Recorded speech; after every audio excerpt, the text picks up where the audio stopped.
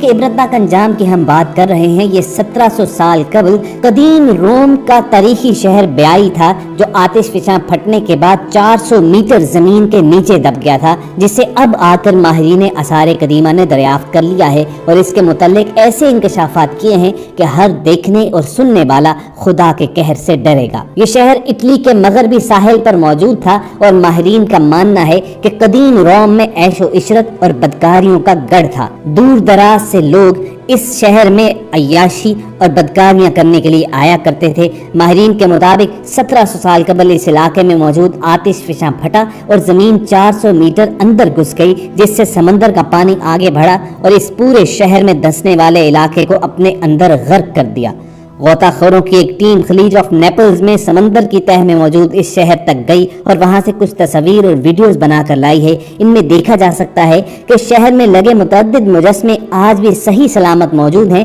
جن میں ایک برہنہ خاتون کا مجسمہ بھی شامل ہے۔ تصاویر بنانے والی ٹیم کے رکن کا کہنا تھا کہ اس شہر کی سڑکیں، دیواریں اور عالیشان عمارتوں کے فرش اور دیگر چیزیں آج بھی حیران کن طور پر بہترین حالت میں موجود ہیں، لیکن لوگ ہیں کہ ان کا کوئی سراغ نہیں ہے کہ ان کی آخر ڈیڈ باڈیز بھی کہاں گئی۔ لیکن کوئی بھی صاحب ایمان یہ جانتا ہے کہ یہی وہ انجام ہے کہ جس کی جانب اللہ تعالیٰ نے قرآن مجید میں اشارہ کیا ہے۔ انسانوں کو سوچنے سمجھنے کی دعوت دیتے ہوئے یہ کہا ہے کہ دنیا بھر میں جا کر دیکھو کہ جس نے ہماری نافرمانی کی، جس نے اللہ کے وجود کو جھٹلایا، انہیں کس دردناک انجام سے دوچار کر دیا گیا۔ دوستو، قدیم روم اٹلی میں بیائی کی طرح ایک اور شہر تھا کہ جو گناہوں کا گڑھ تھا اور اللہ تعالیٰ نے اسے بھی ملیا میٹ کر